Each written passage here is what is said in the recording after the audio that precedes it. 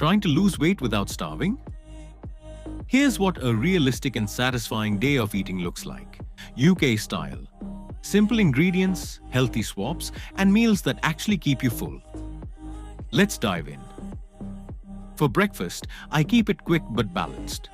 Today I had a bowl of porridge made with semi-skimmed milk, topped with chia seeds, half a banana, and a drizzle of honey. Optional side? A cup of English breakfast tea. No sugar, just a splash of oat milk. Calories, roughly 350, packed with fiber and energy to start the day right. Around 11 a.m., I grab a light snack. Low-fat Greek yogurt with a few almond slivers and apple slices. It keeps my blood sugar steady and prevents overeating later. Calories, about 180. Lunch is usually a mix of lean protein and greens. Today, grilled chicken breast, a handful of mixed salad, cherry tomatoes, cucumber, and a light olive oil dressing. On the side, I had a small whole wheat wrap for some healthy carbs.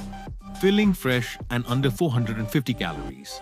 Around 4 p.m., I like something light but satisfying. 2 rice cakes with a thin layer of peanut butter plus a square of dark chocolate. And of course, herbal tea. Just under 200 calories, but it feels like a treat. Dinner is where I focus on balance.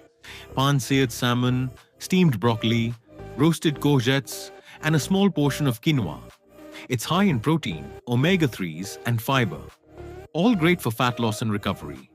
Calories, around 500. That brings the total to around 1,600 to 1,700 calories. Ideal for slow, healthy weight loss depending on your goals. Bonus tip? Drink plenty of water. Aim for 7 to 8 hours of sleep and walk after dinner to support digestion. Want more realistic weight loss tips and easy meal ideas? Hit like, subscribe to Melt Mode, and share this with someone starting their journey. See you in the next video.